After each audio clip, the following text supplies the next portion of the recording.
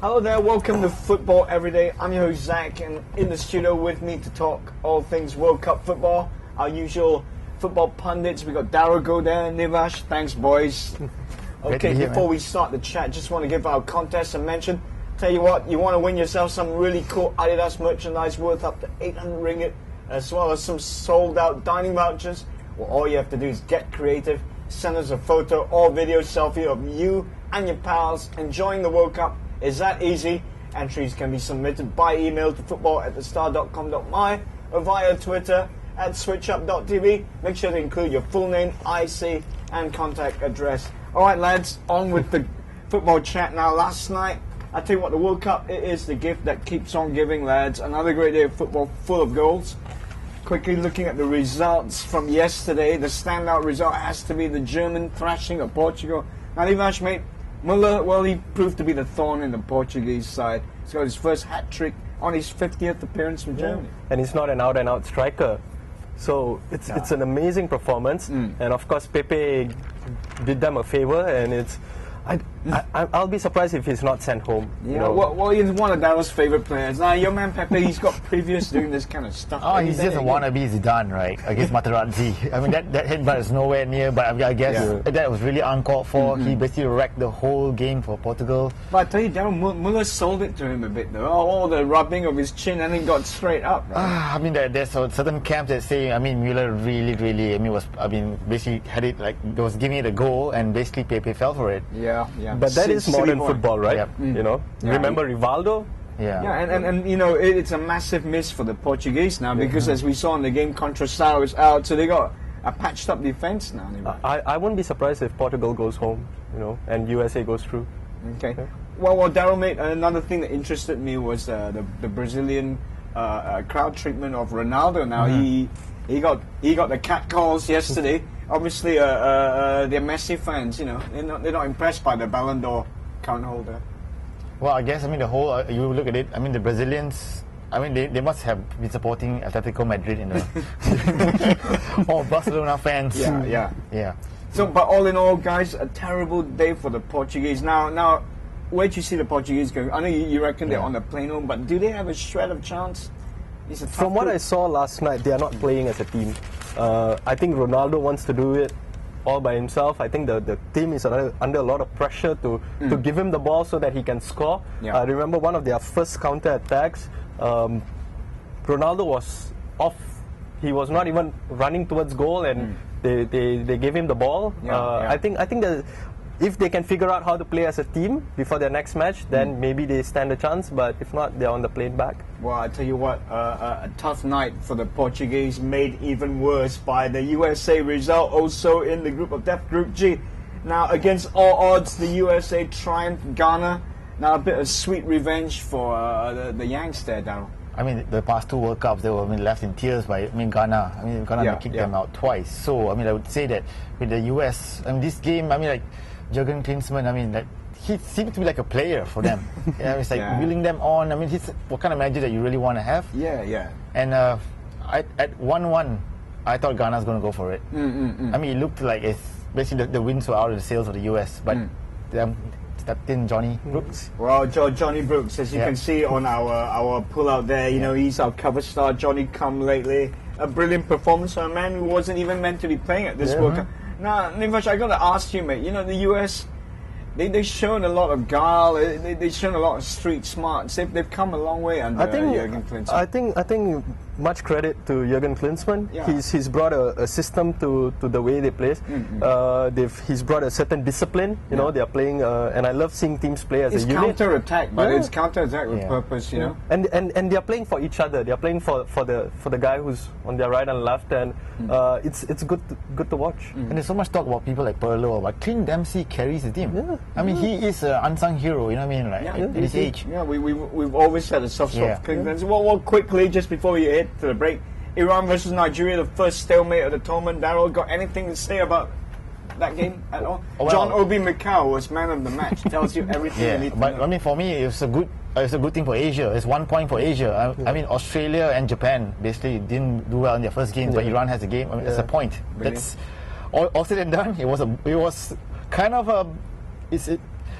was a bore. Okay.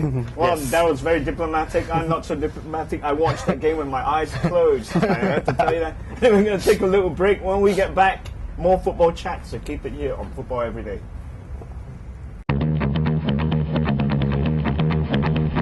All in or nothing.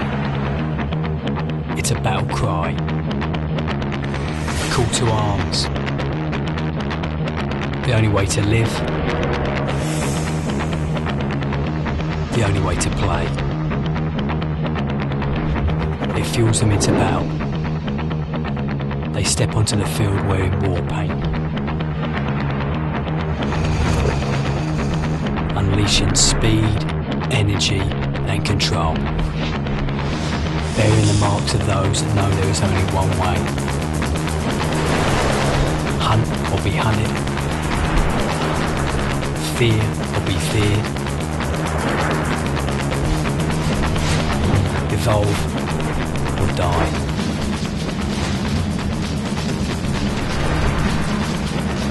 Black or white.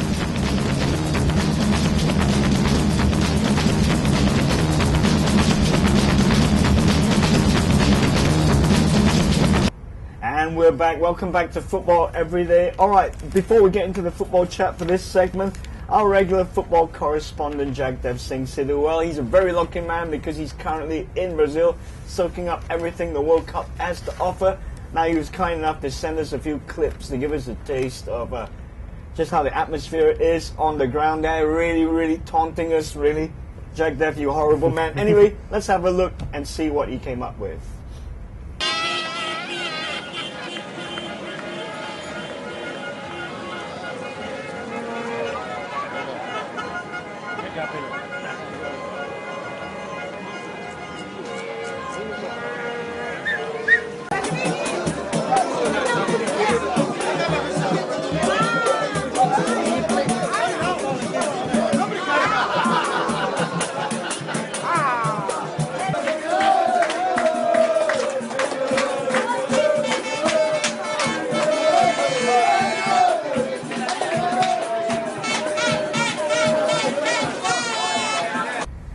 Lovely stuff. I tell you what, I would love to be there right now instead of on this couch. But hey, on this couch I am, and it's pretty good fun talking World Cup with you lads. Anyway, now tonight we've got plenty of exciting matches to look forward to. First up, we got Belgium, Algeria there, Niraj. Well, looking forward to seeing Belgium, of course. Everybody's pick as dark horses. Now, looking at that team, there's some team, right? How far do you reckon this lot can go? Well, I think they can go really far. They're the 5th favourites, I think, to win the World Cup. That's how they are ranked. You know, if football was played on paper, they would have won it by now, eh? Yeah. I mean, they're ranked number 1 on the hipster list. Football teams, Belgium. Yeah, Yep. and this is the golden generation. They missed out on the 2 previous World Cups. Right. The Belgian FA did a good job of rebuilding, and you know you get Lukaku, you get all these lads coming through. Right. So it will be really interesting to watch them. Well, the heat on this game is all about Belgium, but you know, let's not take Algeria for granted. Now, these guys are World Cup veterans, right? They probably more so than Belgium, I would say. And you've got a few interesting facts to share about Algeria. Well, I mean, they have or 23 France B, as I like to call them. They have 23 players coming from all different teams. And 17 of them Yep. were born in France. But the good news is there's no clicks at all. Yeah. I mean, they're all basically, I would say, with Algeria, it's going to be tough against Belgium, but they have the experience. The best North African team. Yeah, fantastic Yeah. stuff. Well, last word on Belgium. Now, if they manage to get out of this group, Niraj, can you see them really making an impact? I mean, on paper, like I keep saying, this team is fantastic Yeah. from goalkeeper Yeah. right down the line to the attack. You know? But as I always say, football is 11-man sport. You know, we saw that with Portugal. One man can't do it all. Yeah. And we saw it with Germany, but when they play as a team, as a unit, Yeah. you know. Yeah. We they said really- yesterday they are the classic collective. And Portugal are the exact opposite of that. So, Yeah. and we all knew what happened there. Okay, fantastic stuff. Really can't wait to see Belgium in action. The second game of the night is a really tasty encounter between Brazil and Mexico. Now, Daryl, Brazil up against their bogey team. You want me to boy. share some stats to you? Okay, check this out. In the past 13 senior matches, Brazil have won 4 to Mexico's 7, and that does not include the 2012 London Olympics win. So that's an amazing stat, Daryl. Well, I mean, we're looking at it. I mean, Brazil will be very nervy against a team like Mexico. I mean, Mexico know how to beat Brazil. Yeah. And I mean, Neymar, he had a fantastic first game, but the rest of the Brazilian team need to step up. Fantastic. So, well, let me share a quote with you then, Niraj. Like, every time we play in Mexico, this is Scolari talking, a Brazil manager, because every time we play in Mexico, we have difficulties. Don't expect Brazil to be the owner of the party. Is that caution, or is that him being smart? What do you reckon? I think he's just being smart. You know, Yeah. Brazil has not lost on home soil since 2002. I think Yeah. it's been really But he's trying long. to temper expectations because you know that crowd can get very irritated Yeah. very quickly, and then it's Yeah. difficult. for I mean, Brazil. if they don't get a shot on target in the first 10 minutes, then the crowd is gonna get on their backs, and Yeah. you will hear the boos coming on. Yeah, but you know, I have a soft spot for Mexico. I really like this team, and I particularly like the likes of Peralta. Now, Chicharito, apparently he's going to start from the bench. You think he can come off and make an impact there? What do you reckon? Well, that's a tough call to make. I mean, I'm not being impressed with Chicharito at all, but Peralta is your man if you want a result against Brazil. Yeah, But then yeah. again, you're a Liverpool fan. so- Yes. Well, you know, they were saying a bit of payback on the cards for Oscar and Neymar, possibly. You know, them being the Olympic team and all. What do you reckon? Yeah, definitely. On my first show, I said motivation is revenge is a great motivation, and we saw that with the Dutch. Yeah. And you know, these kids are young. They're not doing so great in their club scene, so they want to come out and prove a point. So yeah. Okay, fantastic. Well, a quick one on the third game of the day, Russia versus South Korea. Now, I know you're really looking forward to watching the Koreans, but you know, what about Fabio Capello and his Russians? I mean, Capello definitely wants to. I mean, he's got basically a lot to prove after the whole England fiasco in the last World Cup. And with South Korea, I mean, I would say that they have with Hong, their manager, he's been fantastic in keeping the team spirit going. With Korea, it's all about the team, the unit, and Good stuff. Yep. All right. Well, really looking forward to that. 3 exciting games for us to watch. You know, this World Cup, like I said, it's the gift that keeps on giving. If you love football, it's the World Cup. Don't forget our competition, Adidas merchandise, 2v1. Just send your selfie or video selfie of yourself and your pals enjoying the World Cup to football@thestar.com.my or to our Twitter, switchup.tv. Win yourself some really cool Adidas merchandise and sold out vouchers. Okay, that's us for today. See you tomorrow. This is Football Every Day.